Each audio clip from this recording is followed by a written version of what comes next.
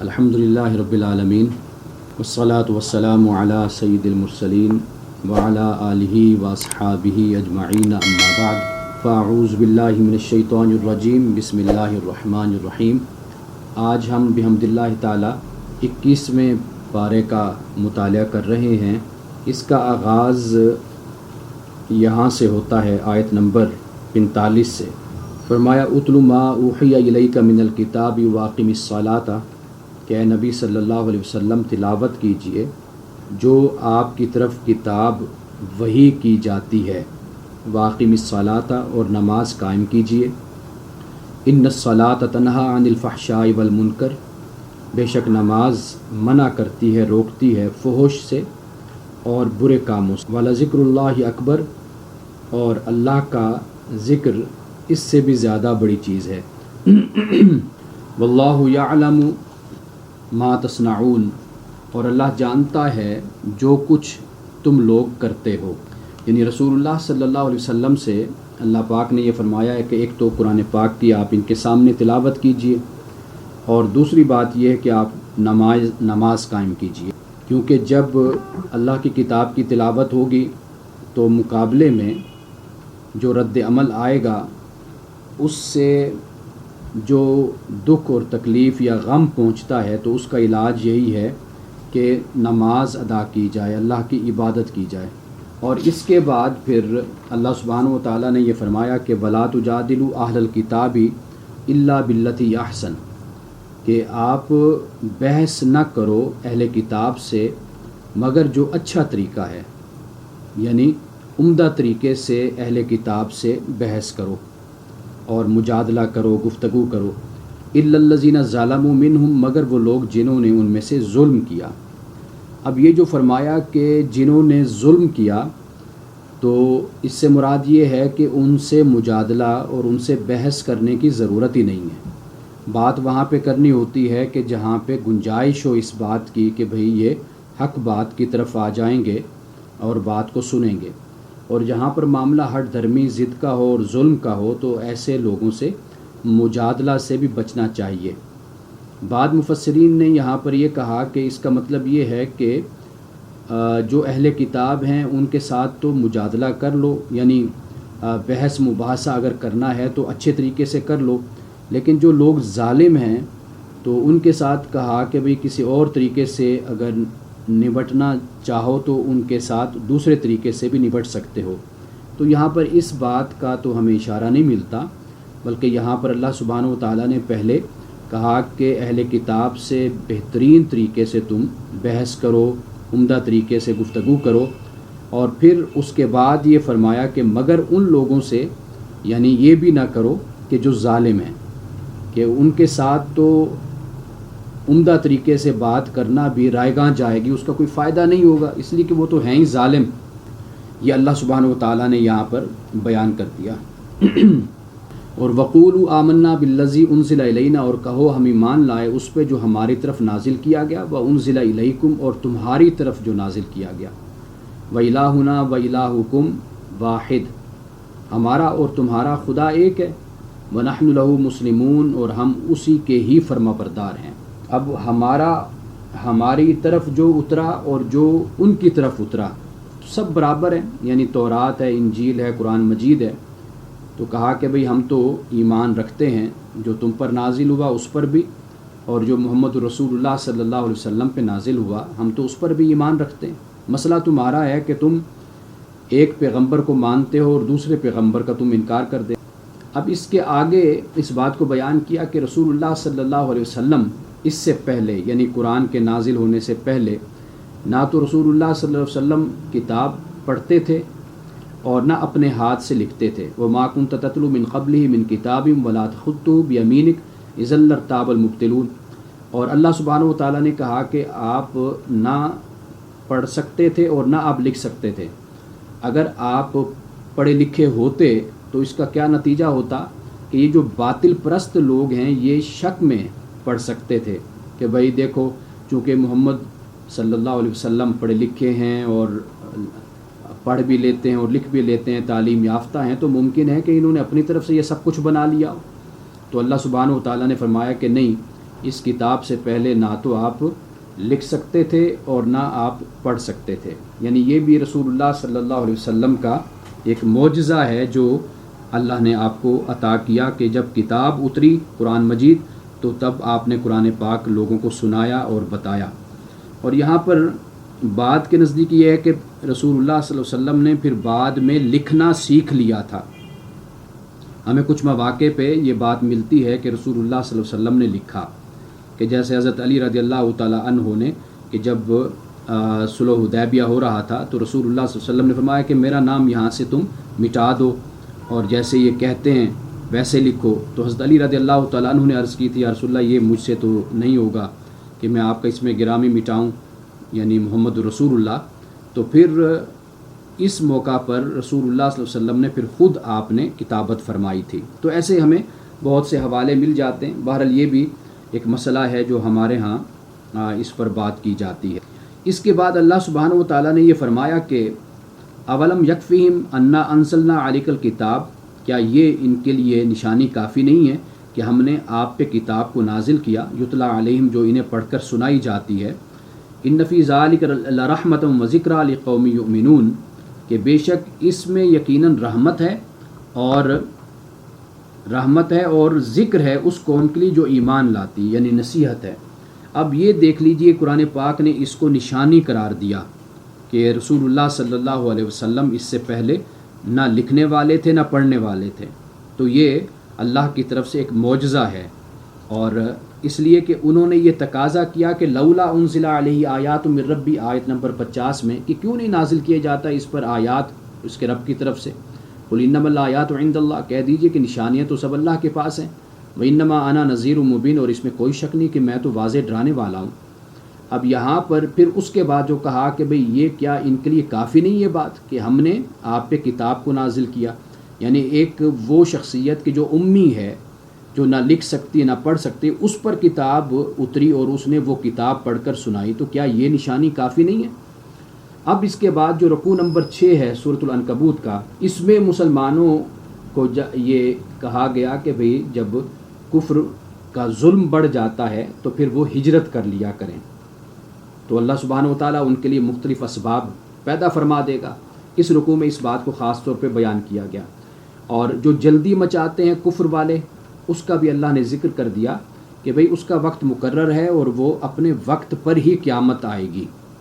اب اس کے بعد فرمایا یا عبادی الذین آمنوا ان ارضی واسعۃ فایای فاعبدون، آیت نمبر 56 ہے کہ اے میرے بندو جو ایمان لائے ہو، بے شک میری زمین وسیع ہے، میری ہی بس تم نے بندگی کرنی ہے. کل نفس ذائقۃ الموت، ہر نفس موت کا ذائقہ چکھنے والا ہے. اور ثم الینا ترجعون، ہماری طرف تم لوٹ کر آؤ گے، لوٹائے جاؤ گے.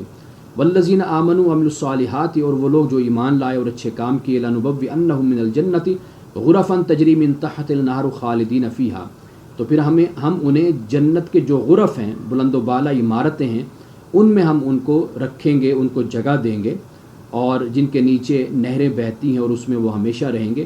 اور یہ کتنا ہی اچھا اجر ہے عمل کرنے والوں کے لیے. الذین صبروا وعلی ربہم یتوکلون، اور وہ لوگ کہ جنہوں نے صبر کیا اور اپنے رب پہ وہ توکل کرتے ہیں. اور پھر اپنے رزق کا بھی ذکر کر دیا کہ کتنے دابہ ہیں کہ وہ اپنا رزق اٹھا کر نہیں پھرتے، اللہ تعالیٰ انہیں بھی دیتا ہے اور تمہیں بھی اللہ تعالیٰ رزق دیتا ہے. یعنی دابہ اس میں سب شامل ہیں، انسان بھی شامل ہیں، جانور بھی شامل ہیں. تو اب آپ دیکھ لیجئے کہ ہم کوئی اپنا رزق اٹھا کر اپنے کندھوں پر تو نہیں پھر رہے نا، تو اللہ تعالیٰ ہمیں رزق مہیا کرتا ہے، ہمیں دیتا ہے. اب اس کے بعد اس بات کو بیان کیا کہ اگر آپ ان سے سوال کریں نا کہ آسمانوں اور زمین کو کس نے پیدا کیا، تو اور شمس اور قمر کو کس نے مسخر کیا، تو کہیں گے یقیناً اللہ نے کیا. تو پھر کہا کہ فَأَنَّىٰ يُؤْفَكُونَ، تو پھر تم کہاں دھوکہ کھائے پھر رہے ہو. اور پھر اسی طرح کہا کہ اگر آپ ان سے یہ پوچھیں کہ آسمان سے پانی کون نازل کرتا ہے اور پھر زمین اس سے زندہ ہو جاتی ہے اس کے مردہ ہونے کے بعد، تو وہ کہیں گے یقیناً اللہ ہی ہے. قُلِ الْحَمْدُ لِلَّهِ، کہہ دیجئے تمام تعریف اللہ کے لیے، بل اکثرهم لا یعقلون، لیکن اکثر لوگ عقل نہیں رکھتے. اب اس کے بعد رکوع نمبر 7 ہے، اس میں اس بات کو بیان کر دیا کہ جو مصیبتیں ہوتی ہیں وہ عارضی ہوتی ہیں اور اللہ سبحانہ و تعالیٰ تکالیف کو دور کرنے والا ہے. اب یہ جو آغاز جو اس رکوع کا ہوتا ہے وہ یہ ہے کہ وما ھذل الحیات الدنیا الا لہو و لعب، کہ یہ جو دنیا کی زندگی ہے یہ کیا ہے، یہ تو صرف اور صرف لہو اور لعب ہے، کھیل تماشا ہے۔ وَإِنَّ الدَّارَ الْآخِرَةَ لَهِيَ الْحَيَوَانُ، اور بے شک یہ جو آخرت کا گھر ہے یہی اصل میں ہے، لَوْ كَانُوا يَعْلَمُونَ، کاش یہ لوگ جانتے۔ اس کے بعد پھر ان کی نفسیات جو کفر کرنے والے ہیں، ناشکری کرنے والے ہیں، ان کی نفسیات کو اس طرح یہاں پر بیان کیا کہ جب کشتی میں سوار ہوتے ہیں تو اللہ تعالیٰ کو بڑے مخلص ہو کر اور اس کے دین کے لیے خالص ہو کر پکارتے ہیں، لیکن جب اللہ تعالیٰ ان کو نجات دے دیتا ہے پھر کیا کرتے ہیں، یہ شرک کرنا شروع کر دیتے ہیں۔ لِيَكْفُرُوا بِمَا آتَيْنَاهُمْ، اور تاکہ یہ پھر ناشکری کریں جو ہم نے ان کو دیا، وَلِيَتَمَتَّعُوا، اور یہ خاص وقت تک اس سے متمتع ہو، اور ان قریب یہ لوگ جان لیں گے۔ اب اس کے بعد اسی بات کو پہلے بھی پچھلی صورت میں بھی ہم پڑھ کر آئے تھے کہ کفار کہتے تھے کہ بھئی ہم اگر ایمان لے آئیں گے تو پھر تو ہم اچک لیے جائیں گے، یعنی ہم پر دوسری قومیں حملہ کر دیں گی اور ہمیں اٹھا کے لے جائیں گی، اور جو ہماری قوت ہے سیاسی اور معاشی قوت، اور مکہ اس وقت مرکز تھا بین الاقوامی تجارت کا، اور ماحول ایسا تھا تو جس کی وجہ سے عرب کے لوگ بڑا دنیا سے استفادہ بھی کر رہے تھے، اور اس کے علاوہ خود عرب کی سرزمین خاص طور پر مکہ اور بیت اللہ، اس کی وجہ سے بھی بڑی رونقیں تھیں اور بڑا کچھ ان کے پاس تھا۔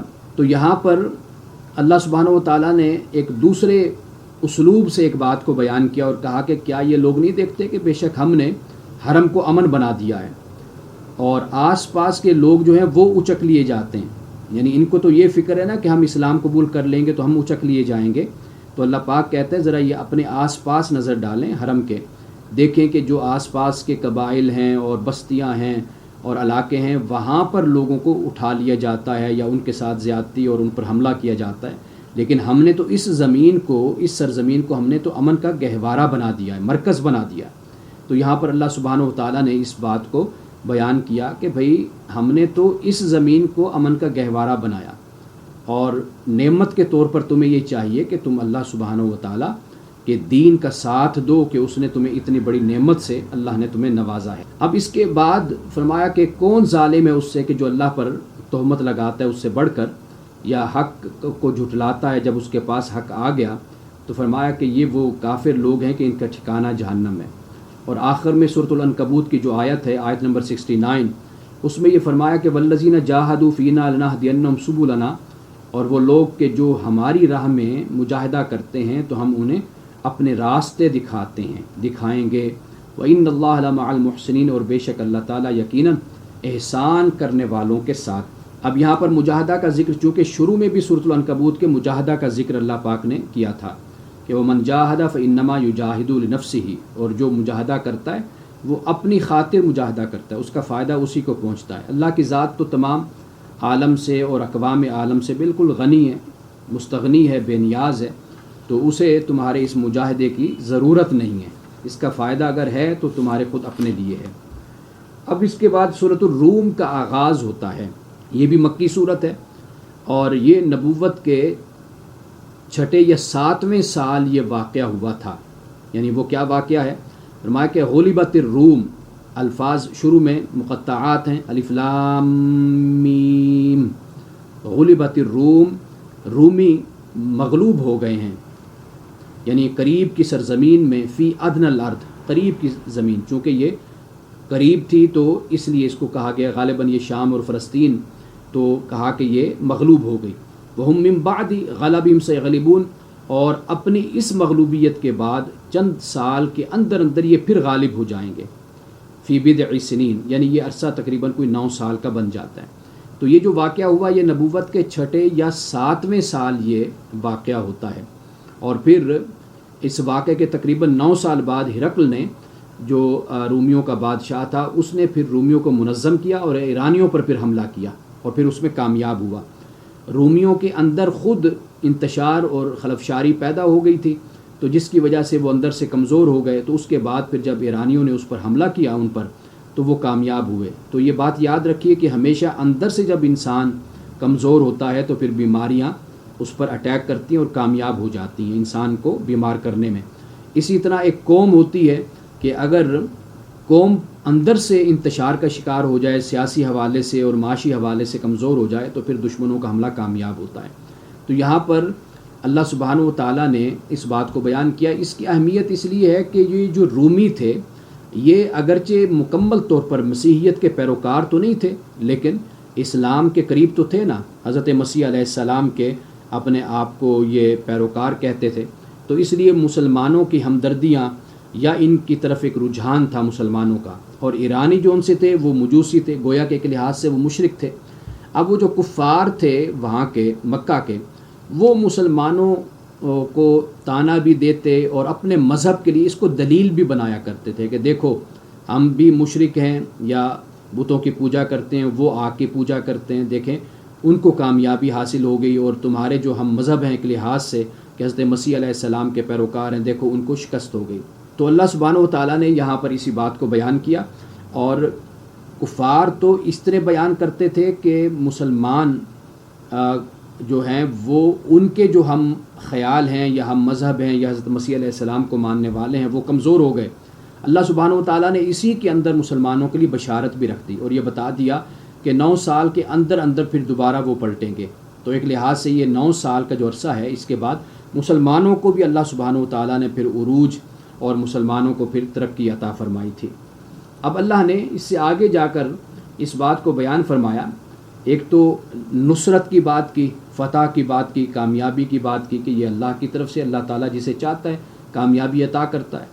اب یہ جسے چاہتا ہے تو اس سے مراد وہی ہے کہ جو ایک کرائیٹیریا ہے خدا کا، اس پر جو اترتا ہے اس کو اللہ تعالیٰ کامیابی اور کامرانی عطا کرتا ہے۔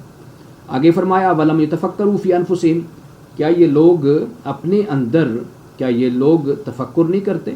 مَا خَلَقَ اللَّهُ السَّمَاوَاتِ وَالْأَرْضَ وَمَا بَيْنَهُمَا إِلَّا بِالْحَقِّ، کہ اللہ سبحانہ و تعالیٰ نے آسمانوں اور زمین کو پیدا نہیں کیا اور جو اس کے درمیان ہے مگر حق کے ساتھ پیدا کیا، وَآجَلٍ مُسَمَّى، اور ایک خاص مدت تک کے لیے اللہ تعالیٰ نے پیدا کیا ہے۔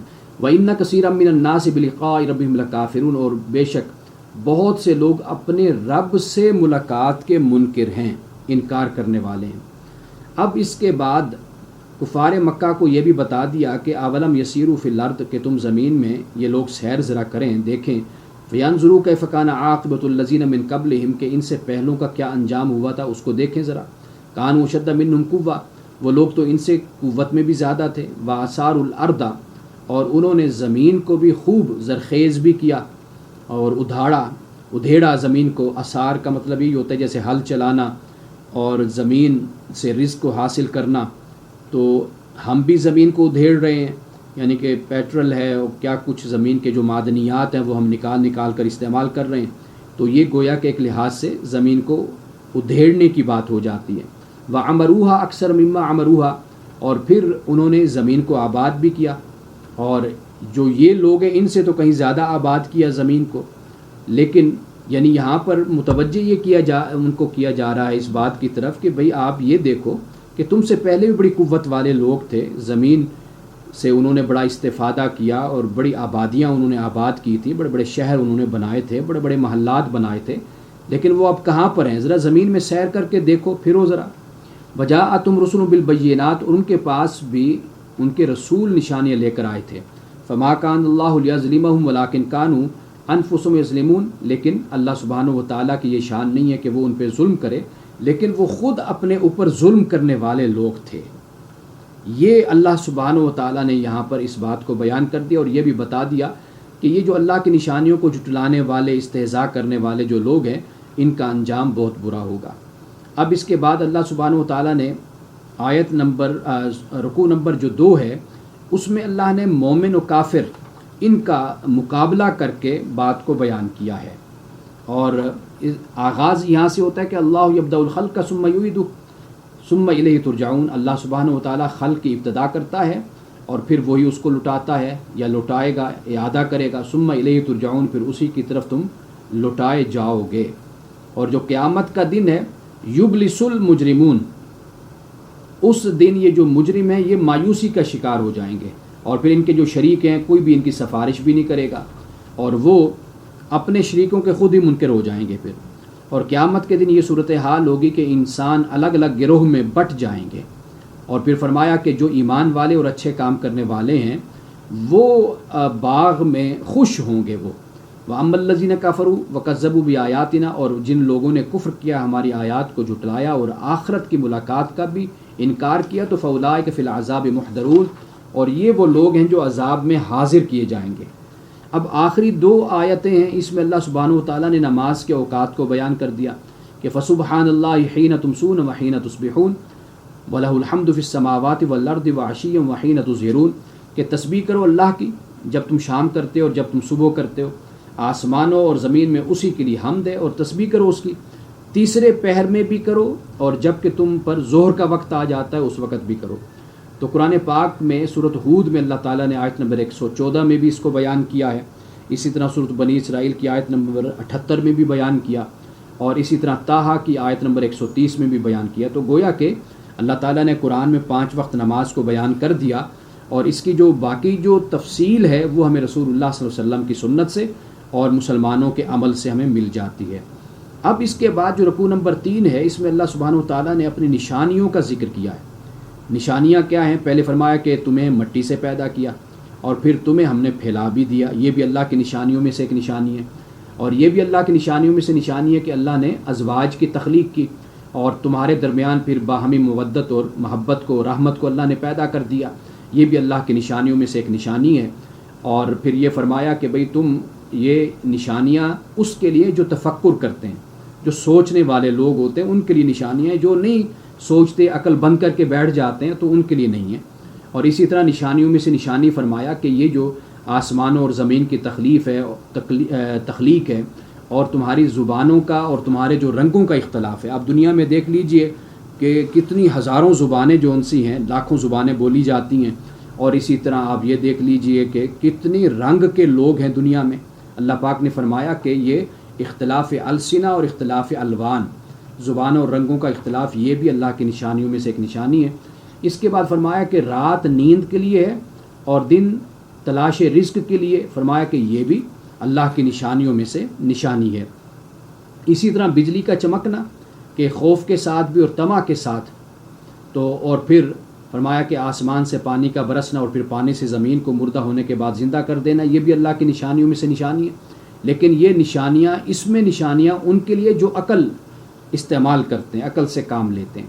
اور اسی طرح پھر فرمایا کہ اللہ کی نشانیوں میں سے آسمان اور زمین کا قائم ہونا بھی ہے۔ ثم اذا دعاکم دعوۃ، پھر اللہ پاک جو ہی کہ وہ اس نے تمہیں زمین سے پکارا، تو پھر من الارض اذا انتم تخرجون، تو پھر کیا ہوگا؟ اچانک ہی تم سب زمین سے نکل پڑو گے، خارج ہو جاؤ گے، نکل کر باہر آ جاؤ گے۔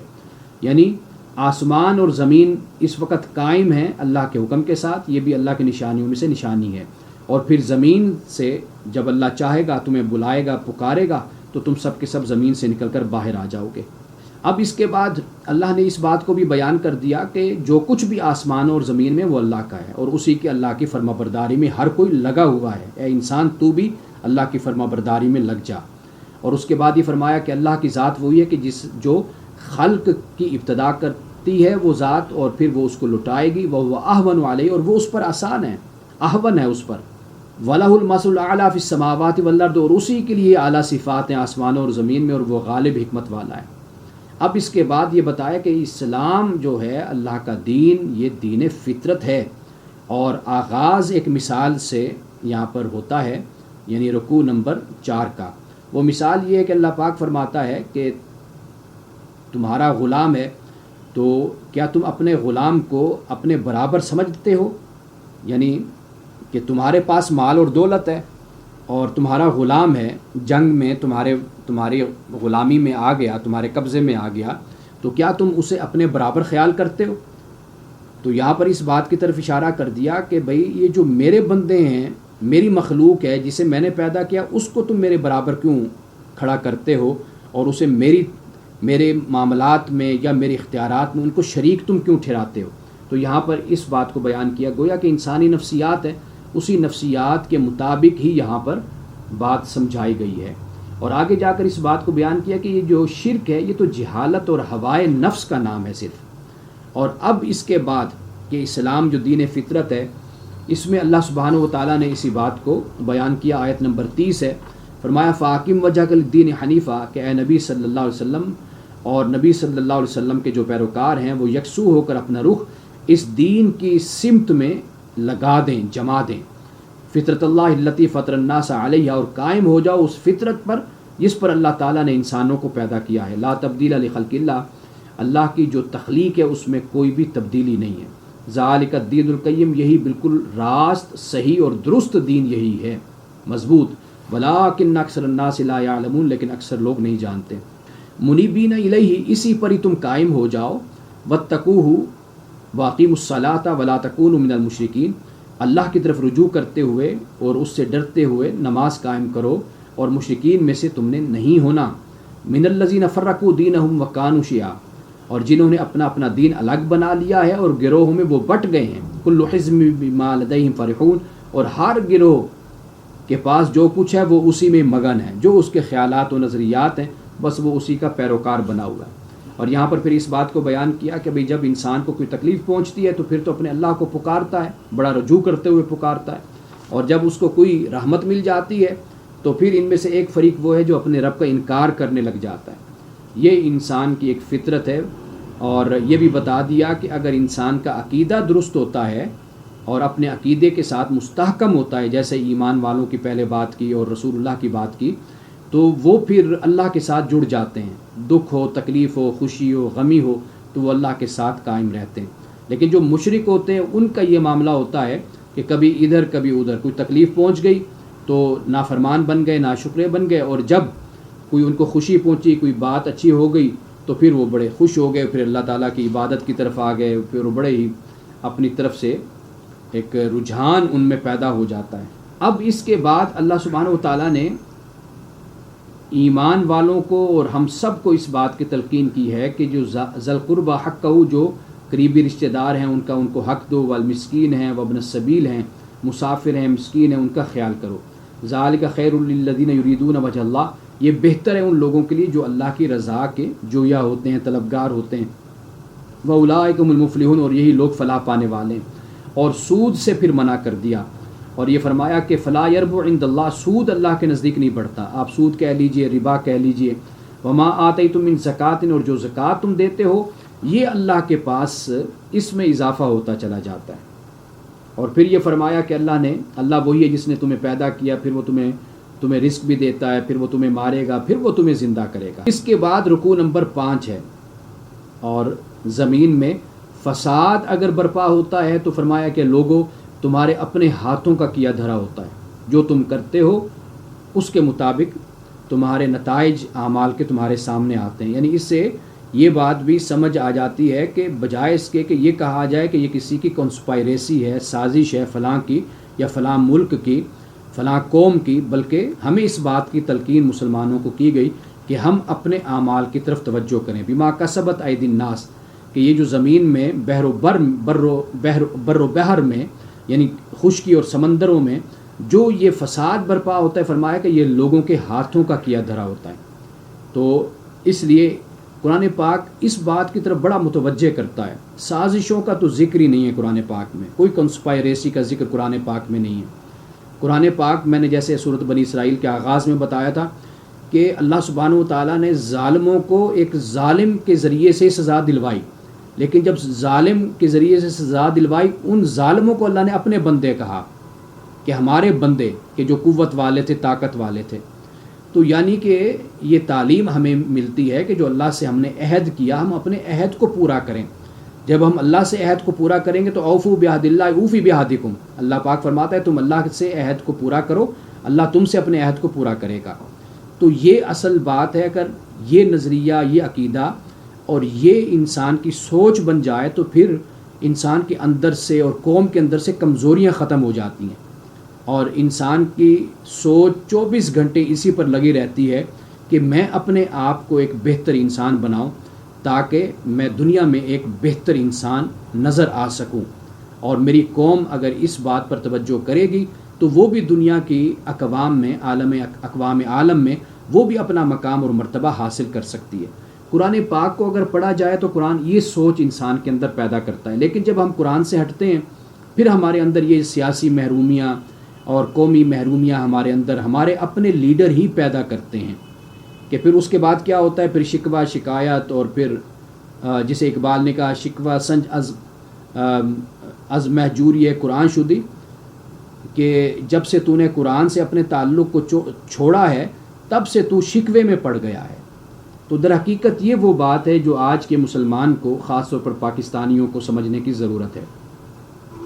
اس کے بعد یہ فرمایا کہ زمین میں سیر کرو، فانظر کیف کان عاقبۃ الذین من قبل، پہلے جو لوگ تھے ان کا انجام ذرا دیکھو کہ کیسا ہوا، کان اکثر و مشرکین، اور ان میں سے اکثر لوگ مشرک تھے۔ اب اس کے بعد فرمایا کہ فاقم وجہک للدین القیم، یہ جو دین راست ہے، دین قیم ہے، اس کو یعنی اپنی ذات کو اس کے سامنے جھکاؤ، اس کے سامنے یعنی اپنا رخ مضبوطی کے ساتھ جما لو اس دین نے قیم کی سمت میں، قبل اس سے کہ وہ دن آئے جس کے ٹل جانے کی کوئی صورت اللہ کی طرف سے نہیں ہے، کہ وہ دن ہر صورت میں آنا ہی آنا ہے۔ من کفر فعلی کفر، جس نے کفر کیا تو اس کا کفر، اس کا وبال اسی پر ہوگا۔ ومن عمل صالحا فلنفسہ یمہدون، اور وہ لوگ کہ جو اچھے کام کرتے ہیں فلانفسہم یمہدون، وہ اپنے لیے ہی فلاح کا راستہ صاف کرتے ہیں۔ اب دیکھیے لیجزی الذین آمنوا وعملوا الصالحات من فضلی، تاکہ اللہ تعالیٰ جزا دے ایمان والوں کو اور اچھے کام کرنے والوں کو اپنے فضل سے، اور بے شک اللہ تعالیٰ کافروں سے محبت نہیں کرتا۔ پھر یہاں پر ہواؤں کا ذکر کیا گیا کہ کس طرح اللہ سبحانہ و تعالیٰ ہواؤں کو بھیجتا ہے بشارت بنا کر، اور پھر بادل، ہوا جب چلتی ہے پھر اس کے بعد بادل پیدا ہوتے ہیں، اور پھر اللہ تعالیٰ ان بادلوں کو پھیلا دیتا ہے، وہ تہ بتہ ہوتے ہیں، پھر ان میں سے بارش تو دیکھتا ہے، وہ پھر بارش برستی ہے۔ تو گویا کہ اللہ سبحانہ و تعالیٰ پانی اور بارش کا ذکر کرتا ہے، جس طرح بارش اپنا کام کرتی ہے، پانی اپنا کام کرتا ہے، اسی طرح اللہ تعالیٰ کی وحی بھی اپنا کام کرتی ہے اور انسان کو تزکیہ دیتی ہے۔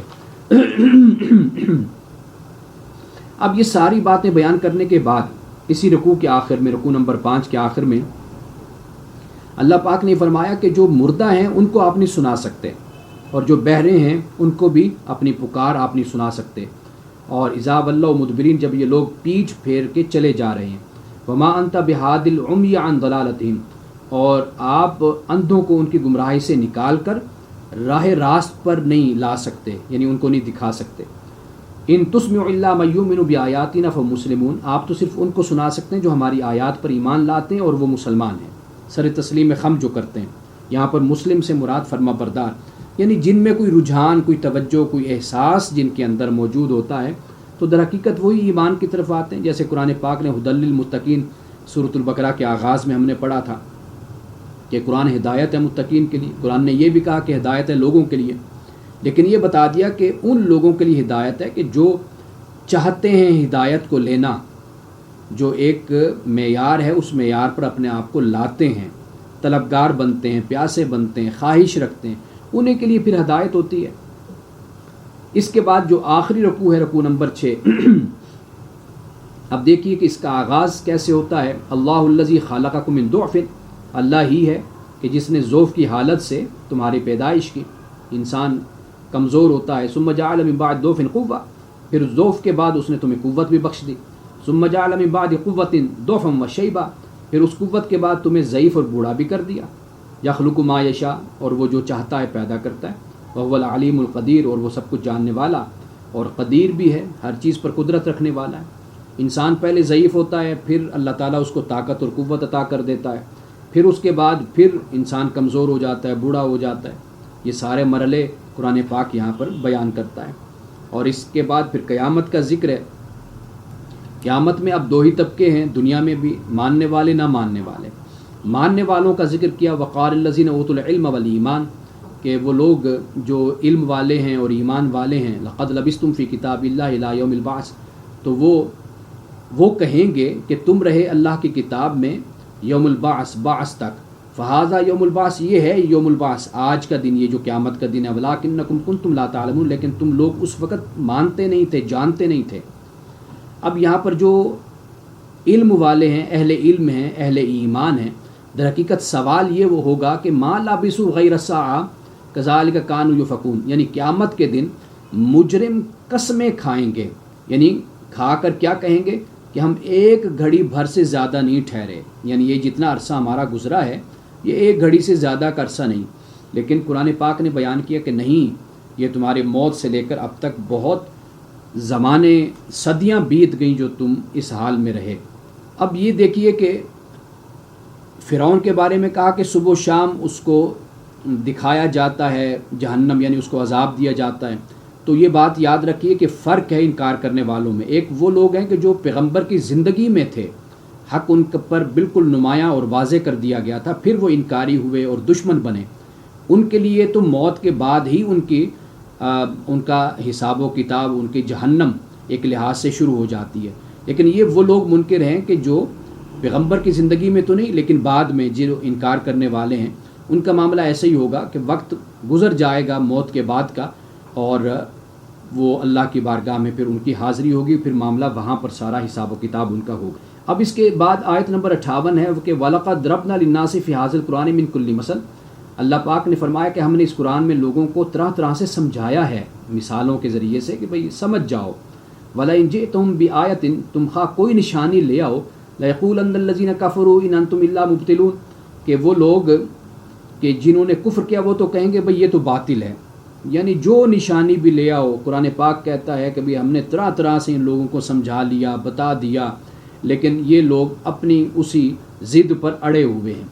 وجہ کیا ہے آگے دیکھیے، کذالک یطبع اللہ علی قلوب الذین لا یعلمون، اس طرح اللہ تعالیٰ ان لوگوں کے دلوں پر مہر لگا دیتا ہے جو نہیں جانتے۔ اب اگر کوئی مہر لگانے پر اعتراض کرے تو اس کی مرضی ہے، لیکن اگر وہ قرآن پاک کی آیات کو آگے پیچھے سے پڑھ لے تو میرا خیال ہے کہ پھر یہ اعتراض خود بخود ختم ہو جاتا ہے۔ اعتراض کرنے کا ایک طریقہ یہ ہوتا ہے کہ بیچ میں سے بات کو اچک لیا جائے۔ ہمارے ہاں جتنی بھی کتابیں دوسرے فرقے کے علماء کے خلاف چھپی ہیں وہ اسی طرح کی کتابیں چھپی ہیں کہ ہر کسی نے اپنی مرضی کے مطابق ان کی بات کی تشریح کی ہے، یعنی ان کے منہ میں اپنی بات ڈالی ہے۔ یہاں پر اللہ تعالیٰ جو بات بیان کرتا ہے کہ اس طرح اللہ تعالیٰ نے ان لوگوں کے دلوں پر مہر لگا دی جو نہیں جانتے۔ اب یہ اللہ تعالیٰ تو یہ کہنا ہی نہیں چاہتا، لیکن ہمارے ہاں کچھ لوگ ایسے ہیں کہ جو یہ بات نکال کر اللہ کی طرف منسوب کرتے ہیں۔ اللہ سے تو پوچھو بھئی اللہ کیا کہنا چاہتا ہے، وہ کیا فرماتا ہے قرآن پاک میں۔ تو ہمارے ہاں فرقوں میں بھی یہ انداز اختیار کیا گیا، بھئی جو مصنف لکھنے والا ہے اس سے پوچھو کہ بھئی آپ نے جو یہ لکھا، آپ کے اس لکھنے میں آپ کی منشا، آپ کا مقصود، آپ کا مطلب کیا تھا، وہ جو آپ سے کہے گا آپ اسی کو مانیں نا۔ آپ کیا کرتے ہیں کہ جو اس نے کتاب میں لکھا ہوا ہے آپ اس کی اس عبارت کو نکالتے ہیں، اس کی اس ویڈیو کو نکالتے ہیں، بیچ میں سے ایک علیحدہ کیپشن سا بناتے ہیں، ایک ایڈٹ کرتے ہیں، اور پھر اس کو اچک کر پھر آپ کہتے ہیں کہ جی یہ دیکھو جی یہ صاحب نے یہ کہہ دیا، نعوذ باللہ یہ تو انہوں نے کفر کر دیا، یہ تو گمراہی کی بات کر دی، زندیقیت ہو گئی۔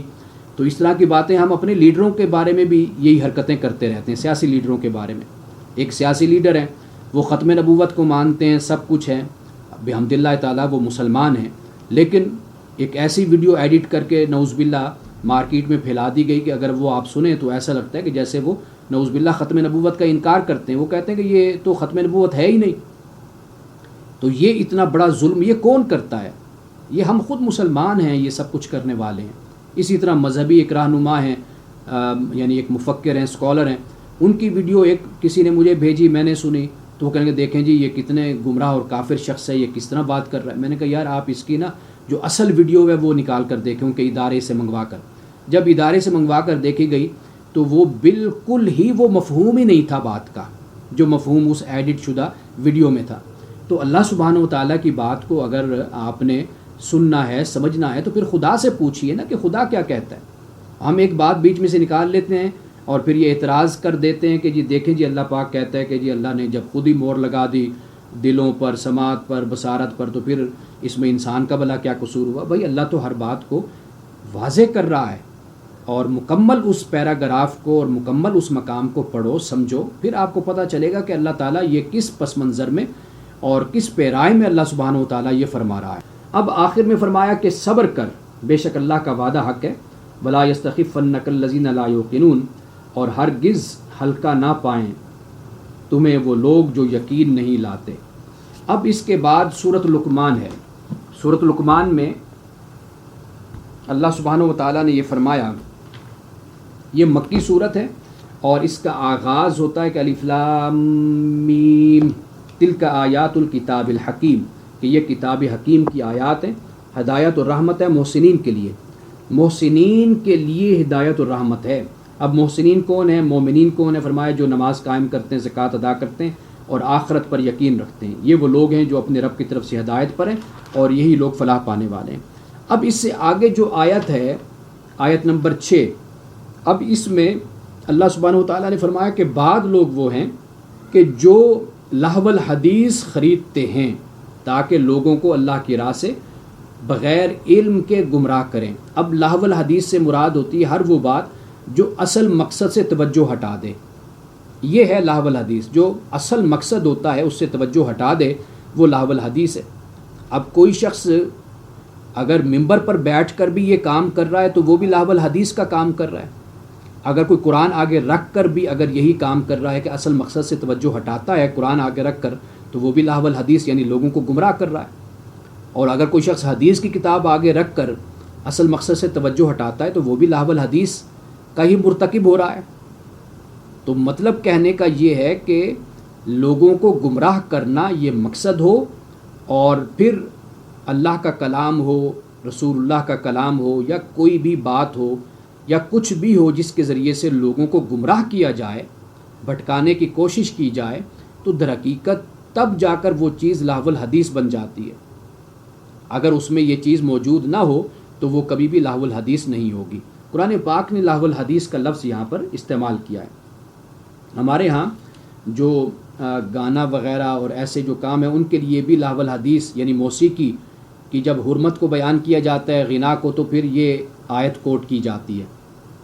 لیکن یہاں پر اللہ سبحانہ وتعالیٰ نے ایسا کچھ نہیں فرمایا۔ کیا ہے وہ؟ یہ ہے کہ جو چیز گمراہ کرتی ہے، اللہ کی راہ سے بھٹکاتی ہے، وہ لہو الحدیث ہے، وہ جو بھی ہو جائے۔ اصل چیز کیا ہے؟ اللہ کی راہ سے بھٹکانا۔ نتیجہ یہ جس چیز سے نکلے گا وہ لہو الحدیث کہلائے۔ اس کے بعد اللہ سبحانہ وتعالیٰ نے فرمایا کہ جب ان پر ہماری آیات کی تلاوت کی جاتی ہے تو یہ تکبر کے ساتھ منہ پھیر لیتے ہیں اور گویا کہ انہوں نے سنا ہی نہیں، اور گویا کہ ان کے کانوں میں بوجھ ہے۔ فرمایا کہ اسے دردناک عذاب کی بشارت دے دو، اور بے شک جو لوگ ایمان لائے اور اچھے کام کیے ان کے لیے پھر نعمتوں بھرے باغات ہیں، اس میں ہمیشہ رہیں گے۔ اللہ کا وعدہ سچا ہے اور وہ غالب حکمت والا ہے۔ اللہ نے پھر آسمان کا ذکر کیا کہ اس کو اللہ نے آسمان کو قائم کیا ہے، تم دیکھتے ہو اس کے کوئی ستون نہیں ہے۔ اور یہ بڑی کمال کی بات ہے کہ ہم کوئی چھوٹی سی بھی بلڈنگ بناتے ہیں تو ہمیں ستون بنانا پڑتا ہے، اس کا پلر بنانا پڑتا ہے۔ اللہ نے اتنا بڑا آسمان پھیلا دیا لیکن اس کا کوئی بھی ستون ہمیں نظر نہیں آتا۔ تو اسی طرح اللہ سبحانہ وتعالیٰ نے پھر فرمایا کہ زمین میں پھر ہم نے پہاڑوں کو جما دیا، میخیں لگا دی تاکہ یہ تمہیں لے کر ڈھلک نہ جائے ادھر ادھر۔ تو یہاں پر اس بات کو اللہ نے بیان کیا، اور پھر آسمان سے پانی کو نازل کیا، اور پھر سب کچھ جو زمین میں پیدا ہوتا ہے وہ اسی پانی سے۔ اب اس کے بعد جو دوسرا رکوع ہے اس میں حضرت لقمان کا ذکر ہے، اور حضرت لقمان علیہ السلام کو اللہ تعالیٰ نے حکمت عطا کی تھی کہ وہ شکر ادا کریں، اور جو شکر ادا کرتا ہے وہ در حقیقت اپنے لیے شکر ادا کرتا ہے۔ یعنی معلوم ہوا کہ دانا اور عقل مند وہ شخص ہوتا ہے جو شکر گزار ہوتا ہے۔ جو شکر گزار نہیں، کفر کرنے والا ہے، تو وہ دانا نہیں ہوتا، وہ بے وقوف شخص ہوتا ہے، احمق ہوتا ہے وہ۔ اب حضرت لقمان کی وصیتیں ہیں اپنے بچے کے لیے، بیٹے کے لیے، یہ بڑی کمال کی ہیں۔ میں یہ سورۃ یوسف کے بعد ہمیشہ یہ کہا کرتا ہوں کہ یہ ضرور اپنے بچوں کو آپ پڑھائیں، یہ بھی ان کی نصیحت کے لیے بڑی اہم باتیں ہیں۔ فرمایا حضرت لقمان علیہ السلام نے اپنے بچے سے کہا نصیحت کرتے ہوئے کہ اے میرے پیارے بیٹے، اللہ کے ساتھ کسی کو شریک نہیں ٹھہرانا، شرک ظلم عظیم ہے۔ اور آگے یہ فرمایا کہ اللہ تعالیٰ نے فرمایا کہ ہم نے انسان کو وصیت کی والدین کے بارے میں، یعنی احسان سے پیش آئے۔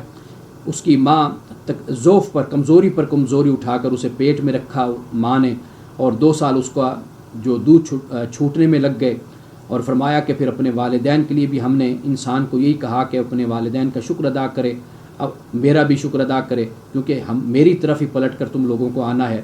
اور یہ بھی فرمایا کہ والدین اگر تجھے مجبور کرتے ہیں کہ میرے ساتھ شریک کر کسی کو تو جس کا تجھے علم نہیں ہے، تو پھر تو بالکل ان کی اطاعت نہیں کرنی، اور دنیا کے معاملات میں ان کے ساتھ انہیں چلتے رہنا ہے۔ اب اس کے بعد جو نصیحت فرمائی یہ ذرا توجہ سے آپ سماعت فرمائیے۔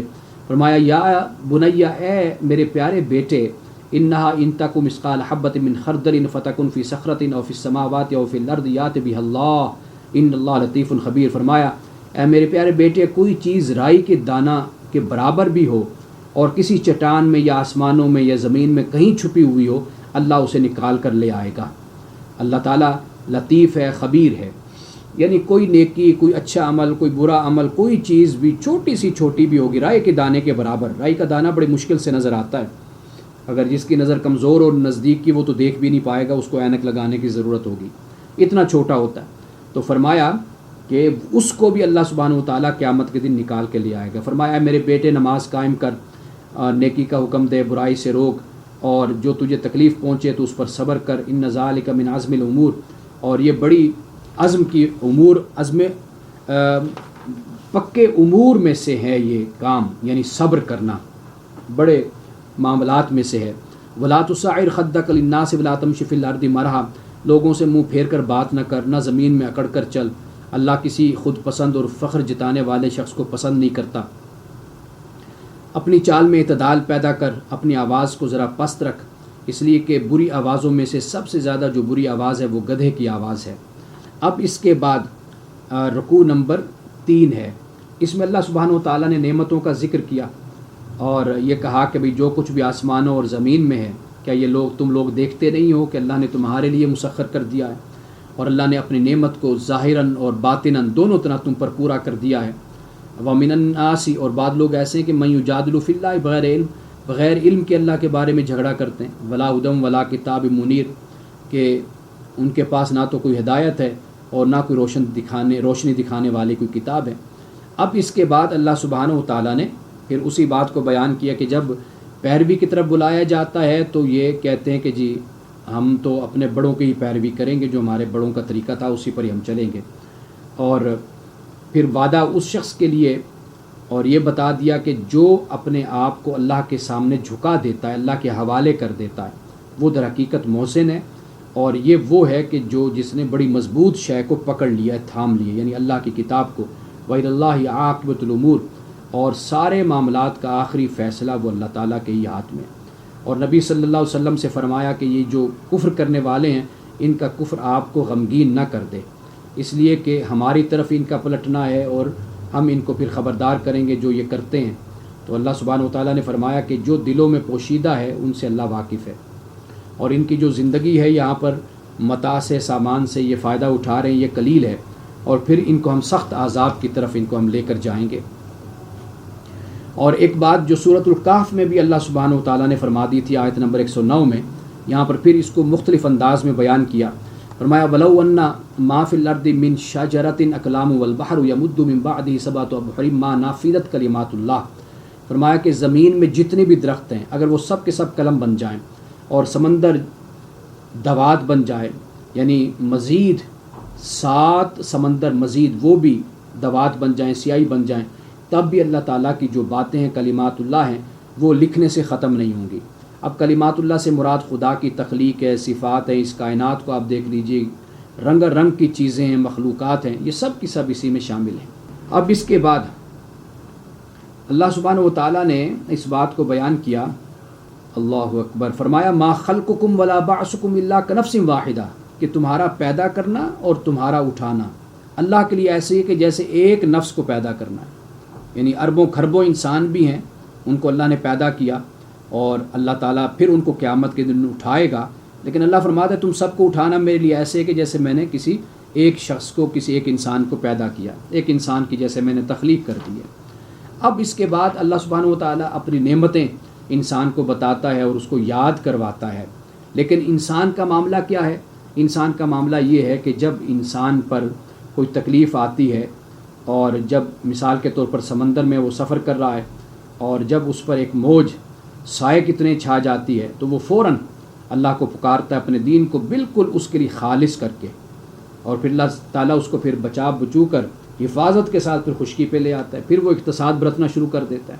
یعنی مطلب یہ ہے کہ پھر وہ اپنی طرف سے بڑا فن خان بنتا ہے، اور بڑا ہی اپنی طرف سے عقل والا اور بڑا مفکر مدبر بن جاتا ہے. پھر بحث مباحثہ، اور پھر جس راستے کا اللہ سے وعدہ کرتا ہے پھر اس راستے کو چھوڑ دیتا ہے، اور پھر ایسا کرتا ہے کہ مضبوطی سے راستہ تھامنے کے بجائے خدا کی طرف بھی ذرا جھکاؤ رکھتا ہے، اور ساتھ ساتھ دوسری طرف بھی اپنا معاملہ ساتھ ساتھ رکھتا ہے. تو اللہ نے فرمایا کہ وَمَا يَجْحَدُ بِآيَاتِنَا إِلَّا كُلُّ خَتَّارٍ كَفُورٍ، کہ ہماری آیات کا انکار نہیں کرتا مگر کون؟ دغا باز. ہر دغا باز، دھوکے باز، غدار اور ناشکرہ ہی ہماری آیات کا انکار کرتا ہے. اب اس کے بعد اللہ سبحانہ و تعالیٰ نے فرمایا کہ اے لوگو اپنے رب سے ڈرو اور اس ڈر سے ڈرو، اس دن سے ڈرو کہ جس دن کوئی باپ اپنے بیٹے کی طرف سے بدلہ نہ دے گا اور نہ کوئی بیٹا ہی اپنے باپ کی طرف سے کچھ بدلہ دینے والا ہوگا۔ ان وعد اللہ حق، اللہ کا وعدہ سچا ہے اور یہ دنیا کی زندگی تمہیں دھوکے میں نہ ڈالے۔ ولا یغرنکم باللہ الغرور، اور نہ دھوکے باز تم کو اللہ کے معاملے میں دھوکہ دے پائے۔ اب اس کے بعد اللہ سبحانہ و تعالیٰ نے قیامت کا ذکر کیا۔ اچھا، اب یہ جو قیامت کا ذکر کیا، یہ کیوں اللہ نے یہاں پر ذکر کیا، اور پھر ساتھ ہی بارش کا بھی ذکر کیا، ارحام میں جو کچھ ہے اس کا ذکر کر دیا، کل انسان کیا کماتا ہے وہ نہیں جانتا انسان، اس کا ذکر کر دیا، کل کہاں پر مرے گا انسان، موت آئے گی انسان کو وہ بھی نہیں انسان جانتا۔ یہ اللہ تعالیٰ نے اس کو قیامت کے علم کے ساتھ اس لیے جوڑ دیا کہ یہ بتا دیا کہ دیکھو بہت کچھ ہے اس دنیا میں بھی واقع ہوتا رہتا ہے جس کا تمہیں علم نہیں ہوتا، آخر وہ بھی تو ہو ہی جاتا ہے نا، تو اسی طرح قیامت بھی ہو جائے گی۔ یعنی تمہیں بارش کا پتہ نہیں ہے تو بارش ہو جاتی ہے، اور ارحام میں کیا ہے اس کا بھی تمہیں پتہ نہیں ہوتا۔ اب تو تم مشینوں کے ذریعے سے آج کے دور میں معلوم ہو جاتا ہے نا، الٹرا ساؤنڈ کے ذریعے سے، لیکن اگر الٹرا ساؤنڈ نہ ہو تو کون جانتا ہے کہ بھئی ماں کے رحم میں کیا ہے، بیٹا ہے یا بیٹی ہے۔ اور اسی طرح کل کس کی موت واقع ہونی ہے، یہ کس کو پتہ ہے کہ کہاں پر اس نے مرنا ہے اور کیا کل اس نے کمانا ہے، کیا اس نے کھانا پینا محنت کرنی ہے۔ یہ سارے معاملات جب ہم بجا لا رہے ہیں اور یہ وقوع پذیر ہو رہے ہیں، ہمارے علم کے بغیر وقوع پذیر ہو رہے ہیں، تو اللہ پاک فرماتا ہے قیامت بھی اسی طرح ہی برپا ہوگی۔ اب اس کے بعد سورۃ السجدہ ہے، یہ بھی مکی سورت ہے، اور اس میں اللہ سبحانہ و تعالیٰ نے اللہ کے دین کے بارے میں، اپنے دین کے بارے میں یہ کہہ دیا کہ یہ ہدایت کے لیے ہے۔ الف لام میم تنزیل الکتاب لا ریب فیہ من رب العالمین، کہ اللہ کی کتاب ہے اور نہیں شک اس میں کہ یہ رب العالمین کی طرف سے ہے۔ اور پھر اسی بات کو بیان کیا کہ یہ لوگ کہتے ہیں کہ بھئی یہ افترا باندھتا ہے، بلکہ فرمایا تیرے رب کی طرف سے حق ہے، اور آپ ان کو اس لیے ڈرا دیں کہ آپ سے پہلے ان کے پاس کوئی بھی نذیر نہیں آیا ڈرانے والا، تاکہ یہ لوگ ہدایت کو حاصل کریں۔ اب اس کے بعد اللہ سبحانہ و تعالیٰ نے 6 روز میں آسمان اور زمین کی تخلیق کی بات کی ہے، اور پھر اللہ تعالیٰ عرش پر بیٹھا یا جلوہ فرما ہوا۔ اب اس کیفیت کو اور اس حالت کو سمجھنا ہمارے لیے بہت مشکل ہے، اور لیکن اتنی بات سمجھ آتی ہے کہ اللہ صرف خالق کائنات ہی نہیں ہے بلکہ وہ مدبر کائنات بھی ہے۔ اس نے اس کائنات کے نظام کو وہ چلا بھی رہا ہے، اور وہ تخلیق کرنے کے بعد اس کائنات کے نظام سے جدا نہیں ہوا، بے پرواہ نہیں ہوا، بلکہ اس نظام کو وہ چلا رہا ہے، اور اس کی انوالومنٹ ہے اس کائنات کے نظام کو چلانے میں۔ اب اس کے بعد اللہ سبحانہ و تعالیٰ نے یہ بھی بتا دیا کہ خدا کا ایک دن جو ہوتا ہے وہ انسانوں کے ہزار سال، یعنی اللہ کا ایک دن اور انسان کا 1000 سال ہے۔ اور اس کے بعد یہ بھی بتا دیا کہ پوشیدہ اور ظاہر کو جاننے والا خدا کی ذات ہے، اور جو اللہ نے پیدا کیا ہے وہ بہت ہی خوب پیدا کیا، اور انسان کی تخلیق کا آغاز مٹی سے کیا، اور پھر اللہ سبحانہ و تعالیٰ نے انسان کی نسل حقیر پانی کے خلاصے سے چلائی ہے۔ حقیر پانی کے خلاصے سے اللہ پاک نے انسان کی نسل کو چلایا۔ پھر اللہ نے اس کے نوک پلک کو سنوارا ہے، یعنی نوک پلک کو سنوارنا یہ بڑا پیارا سا لفظ ہے، اردو میں بھی اور عربی میں ثم سوا، تسویہ کیا۔ یہ ایسے ہی ہے کہ جیسے ایک آرٹسٹ ہوتا ہے، وہ کوئی چیز بناتا ہے پھر اس کے نوک پلک کو سنوارتا ہے۔ ماں جیسے اپنے بچے کو یا بچی کو سنوارتی ہے، تو جب اس کو کپڑے پہنا دیتی ہے، کنگھا کرتی ہے، پھر اس کو کھڑا کر کے اپنے سامنے دیکھتی ہے سر سے لے کر پاؤں تک کہ کوئی اس میں کوئی کمی بیشی تو نہیں رہ گئی، پھر وہ اس کمی بیشی کو پورا کرتی ہے۔ یہ نوک پلک سنوارنا ہوتا ہے۔ یہ جیسے میک اپ خواتین کرتی ہیں تو وہ ہر چیز دیکھتی ہیں، تو یہ نوک پلک سنوارنا اس کو کہتے ہیں۔ تو اللہ تعالیٰ نے جب انسان کو پیدا کر دیا، پیدا کرنے کے بعد پھر اللہ تعالیٰ نے اپنے سامنے کھڑا کر کے انسان کو دیکھا کہ یہ بالکل پرفیکٹ، خوبصورت اور اچھا لگ رہا ہے یا نہیں لگ رہا، کوئی کمی بیشی تو انسان میں نہیں رہ گئی۔ تو اللہ تعالیٰ نے پھر انسان کی نوک پلک کو سنوارا، پھر اس میں اللہ نے اپنی روح کو پھونکا، اور پھر اللہ نے انسان کو سماعت دی، بصارت دی، اور انسان کو دل دیا، اور فرمایا بہت کم لوگ ہیں تم میں سے جو شکر ادا کرتے ہیں۔ اور پھر ان لوگوں کے اس اعتراض کو یہاں پر بیان کر دیا کہ یہ کہتے جب ہم زمین میں رل مل جائیں گے، مکس ہو جائیں گے، کیا پھر ہمیں نئے طریقے سے پیدا کیا جائے گا؟ فرمایا کہ بلکہ تم اپنے رب سے ملاقات کے منکر بنے ہوئے ہو۔ قل یتوفاکم ملک الموت الذی وکل بکم ثم الی ربکم ترجعون، اے نبی صلی اللہ علیہ وسلم آپ کہہ دیجئے کہ جو موت کا فرشتہ ہے وہ تمہاری روح کو قبض کرے گا، الذی وکل بکم، اور تم کو پورا پورا اپنے قبضے میں وہ لے لے گا، اور پھر ثم الی ربکم ترجعون، پھر تم اپنے رب کی طرف لٹائے جاؤ گے۔ کافروں کی حالت کو بھی یہاں پر بیان کر دیا گیا کہ تو دیکھے گا، کاش تم دیکھو وہ وقت کہ جب مجرم سر جھکائے ہوئے اپنے رب کے حضور کھڑے ہوں گے۔ اور اس وقت دیکھیے یہ بڑی خاص آیت ہے، اور یہ میں کئی دفعہ اس کا ترجمہ میں نے یا تفسیر آپ کو بتائی ہے، لیکن اب یہ آیت ہمارے سامنے آ گئی ہے۔ فرمایا ربنا ابصرنا وسمعنا فرجعنا نعمل صالحا انا موقنون۔ اس وقت پھر یہ لوگ کہیں گے اے ہمارے رب، ہم نے خوب اب دیکھ لیا اور سن لیا، اب ہمیں تو واپس بھیج دے تاکہ ہم نیک عمل کریں، اب ہمیں یقین آ گیا ہے، انا موقنون، اب ہم یقین کرنے والے ہو گئے۔ یعنی اللہ پاک نے کہا کہ بھی دنیا میں بن دیکھے مانو، تو ادھر سب کچھ جب دکھاؤں گا تو پھر جنت بھی دے دوں گا، ادھر سب کچھ تمہیں نظر آ جائے گا۔ انہوں نے کہا کہ نہیں جی، دنیا میں تو ہم بن دیکھے مانیں گے نہیں، جب دیکھیں گے پھر مانیں گے، اللہ کی بارگاہ میں جب پہنچیں گے سب کچھ نظر آ جائے گا، اب کہیں گے جی واپس لوٹا دے۔ اللہ پاک کہے گا نہیں، معاملہ جو آزمائش کا تھا وہ تو یہ تھا کہ بن دیکھے مجھے مانو، بن دیکھے تم نے ہر چیز کا انکار کیا، اب سب کچھ دیکھ لیا اب تم مان رہے ہو، تو دیکھ کر ماننا قبول نہیں ہے۔ ماننا کون سا قبول ہے؟ وہ بن دیکھے، بغیر دیکھے مانو گے تو تب قبول ہوگا وہ تمہارا ماننا، تمہارا ایمان اور تمہارا یقین۔ اور یہ بڑی محبت کی بات ہوتی ہے اور بڑے تعلق کی بات ہوتی ہے۔ وہ خدا کہ جو اتنی محبت سے انسان کی تخلیق کرتا ہے، کائنات بناتا ہے، اور اسی انسان کے لیے مسخر کر دیا سب کچھ خدا نے، ظاہرتم و باطنہ، جیسے قرآن نے کہا کہ ظاہر نعمتیں بھی اور پوشیدہ نعمتیں، ہر چیز اللہ تعالیٰ نے انسان کے لیے مسخر کر دی۔ تو اب کم از کم خدا جہاں پر اتنا اعتماد اور یقین انسان کو اللہ تعالیٰ دیتا ہے اور انسان کو حاصل ہوتا ہے، اس خدا کا یہ تو حق ہے نا کہ پھر جو وہ کہے اس کو ہم مانیں، بن دیکھے مانیں۔ اور قیامت کے دن جب سب کچھ کھل کر سامنے آ جائے گا تو پھر وہ ماننا قبول نہیں کیا جائے گا۔ اب اس کے بعد اللہ پاک نے فرمایا کہ اگر ہم چاہتے ہر نفس کو ہدایت دے دیتے، لیکن ایسا نہیں ہے معاملہ۔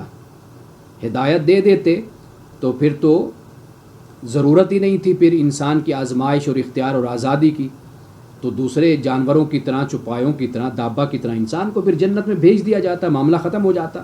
لیکن اس دنیا کو ہم نے آزمائش اور امتحان کی بنیاد پر ہم نے تخلیق کیا ہے، اور فرمایا کہ فذوقوا بما نسیتم لقاء یومکم ھذا، کہ چکھو اب اپنی اس حرکت کا مزہ کہ تم نے آج کی اس ملاقات کو بھلا دیا تھا، اور اب ہم نے تمہیں فراموش کر دیا، بھلا دیا ہے۔ اور فذوقوا عذاب الخلد، ہمیشگی کا عذاب چکھو بما کنتم تعملون، اس وجہ سے کہ جو تم کرتے تھے۔ اب ایمان والوں کی کیفیت دنیا میں کیا ہوتی ہے کہ ایمان والے ہیں جو ہماری آیات پر ایمان لاتے ہیں، اور جب انہیں نصیحت کی جاتی ہے تو یہ سجدے میں گر پڑتے ہیں اور اپنے رب کی حمد کے ساتھ پھر اس کی تسبیح بھی کرتے ہیں اور تکبر بھی نہیں کرتے، اور ان کی پیٹھیں یا ان کے پہلو بستروں سے الگ رہتے ہیں، اپنے رب کو خوف اور طمع کے ساتھ یہ پکارتے رہتے ہیں، اور جو کچھ رزق ہم نے ان کو دیا ہے اس میں سے خرچ بھی کرتے ہیں۔ اللہ نے اب ان سے فرمایا کہ جیسا کچھ آنکھوں کی ٹھنڈک کا سامان اللہ تعالیٰ نے ان کے اعمال کی جزا میں ان کے لیے چھپا کر رکھ دیا ہے، یعنی وہ رکھ دیا گیا ہے، اور اس کی خبر کسی بھی نفس کو نہیں ہے۔ یعنی جو اللہ تعالیٰ نے ان کی آنکھوں کی ٹھنڈک کا سامان چھپا کر رکھا ہے ان کے اعمال کی بنیاد پر، اعمال کی وجہ سے، اچھے اعمال کی وجہ سے، تو وہ کوئی نفس بھی اس کو نہیں جان سکتا۔ وہ دنیا سے جانے کے بعد آگے ہی جا کر ان کو اس کا احساس ہوگا اور وہ اس کی لذت سے آشنا ہوں گے۔ اللہ تعالیٰ نے پھر مومن اور فاسق کا بھی آگے جا کر ذکر کر دیا، یہ بتا دیا کیا یہ دونوں برابر ہو سکتے ہیں؟ فرمایا نہیں، برابر نہیں ہو سکتے۔ ایمان والے اور اچھے کام کرنے والے فلہم جنات الماوا، اور جو یہ جنتی ایمان والے اور عمل صالح کرنے والے ہیں ان کے لیے باغات ہوں گے جو ان کی قیام گاہیں بنیں گے، وہ نزلا بما کانوا یعملون، اور ان کی ضیافت ہوگی کس وجہ سے کہ یہ اچھے کام کرنے والے لوگ تھے۔ بہرحال جو فاسق ہیں ان کا ٹھکانہ جہنم ہوگا، وہ جہنم سے نکلنا بھی چاہیں گے تو ان کو واپس اس میں لٹا دیا جائے گا، اور انہیں کہا جائے گا کہ جہنم کے عذاب کو چکھو اس وجہ سے کہ جو تم نے جھٹلایا تھا۔ اور پھر اللہ اکبر، وَلَنُذِيقَنَّهُم مِّنَ الْعَذَابِ الْأَدْنَىٰ دُونَ الْعَذَابِ الْأَكْبَرِ لَعَلَّهُمْ يَرْجِعُونَ، اور پھر اس بڑے عذاب سے پہلے اس دنیا میں بھی کسی نہ کسی طرح چھوٹے عذاب کا بھی مزہ ہم ان کو چکھاتے رہیں گے۔ اب اس پر یعنی اس کے بعد رکوع نمبر 3 ہے، مومن اور کافر کا جو فیصلہ ہے وہ اس میں اللہ سبحانہ و تعالیٰ نے بیان کر دیا، جو قیامت کے دن فیصلہ ہونا ہے۔ اللہ تعالیٰ نے یہ فرما دیا کہ ایک تو حضرت موسیٰ علیہ السلام کا ذکر کر دیا کہ اللہ تعالیٰ نے حضرت موسیٰ علیہ السلام کو کتاب دی، اور یہ بھی فرما دیا کہ ایسی چیز جو تمہیں قرآن پاک دیا ہے تو اس معاملے میں تمہیں شک میں نہیں ہونا چاہیے، اور ہم نے اسی کو یعنی کتاب کو بنی اسرائیل کے لیے بھی ہم نے ہدایت بنا دیا تھا۔ اور یہاں پر یہ بیان کرنے کے بعد آگے جا کر پھر چونکہ اب معاملہ اختتام کی طرف ہے اور دنیا میں پھر چند باتیں بیان کر دی گئیں تاکہ لوگوں کو متوجہ کر دیا جائے، خاص طور پر ان کو جو انکار کرنے والے ہیں۔ فرمایا کہ کیا نہیں ہے تمہارے لیے ہدایت، یعنی یہ ہدایت یا روشنی تمہیں نہیں ملی کہ ان سے پہلے کتنی قومیں تھیں جن کو ہم نے ہلاک کیا، یمشون فی مساکنہم، وہ اپنے گھروں میں چلتے پھرتے تھے، ان فی ذالک لآیات، بے شک اس میں یقیناً نشانی ہے، افلا یسمعون، کیا یہ لوگ سنتے نہیں ہیں؟ اولم یروا انا نسوق الماء الی الارض الجرز، کہ ان لوگوں نے کبھی یہ نہیں دیکھا کہ ہم ایک بالکل ویران زمین ہوتی ہے اس کی طرف پانی کو بہا کر لے جاتے ہیں، اور پھر اسی زمین سے پھر فصل اگاتے ہیں، اور پھر جانوروں کو بھی چارہ ملتا ہے اور یہ خود بھی وہاں سے کھاتے ہیں۔ فرمایا وَيَقُولُونَ مَتَىٰ هَٰذَا الْفَتْحُ إِن كُنتُمْ صَادِقِينَ، اور یہ لوگ کہتے ہیں کہ فیصلہ کب آئے گا اگر تم سچے ہو۔ قُلْ يَوْمَ الْفَتْحِ لَا يَنفَعُ الَّذِينَ كَفَرُوا إِيمَانُهُمْ وَلَا هُمْ يُنظَرُونَ، اے نبی صلی اللہ علیہ وسلم کہہ دیجئے کہ فیصلے کا دن جب آ گیا نا تو جن لوگوں نے کفر کیا تو ان کا ایمان پھر ان کو فائدہ نہیں دے گا اور نہ وہ مہلت دیے جائیں گے، یعنی پھر وہ دیکھ کر کہیں جی اب ہم ایمان لائیں تو ان کا ایمان ان کو فائدہ نہیں دے گا۔ فَأَعْرِضْ عَنْهُمْ وَانتَظِرْ، فرمایا کہ ان سے اعراض برتو اور وانتظر، انتظار کر، انہم منتظرون، بے شک وہ بھی انتظار کریں، یعنی انہیں اس حال میں چھوڑ دو اور آپ بھی انتظار کریں، یعنی آپ نبی اکرم صلی اللہ علیہ وسلم اور مسلمان، اور ساتھ جو کافر ہیں مقابلے میں ان سے بھی کہا کہ بھئی یہ لوگ بھی انتظار کریں اس دن کا، اس فیصلے کے دن کا۔ اب اس کے بعد سورۃ الاحزاب کا آغاز ہوتا ہے، اور میں یہ چاہتا ہوں کہ سورۃ الاحزاب کا آغاز میں کل سے کروں، اور تاکہ یہ مکمل سورت پھر ہماری کل کے درس میں شامل ہو جائے، اور انشاءاللہ تعالی 22واں پارہ بھی انشاءاللہ کل ہم مکمل کر لیں گے۔ اللہ سبحانہ و تعالی ہمیں قرآن پاک کا فہم عطا فرمائے اور قرآن پاک پہ عمل کی توفیق عطا فرمائے۔ بارک اللہ لنا ولکم فی القرآن العظیم ونفعنا وإیاکم بالآیات والذکر الحکیم، صدق اللہ العظیم۔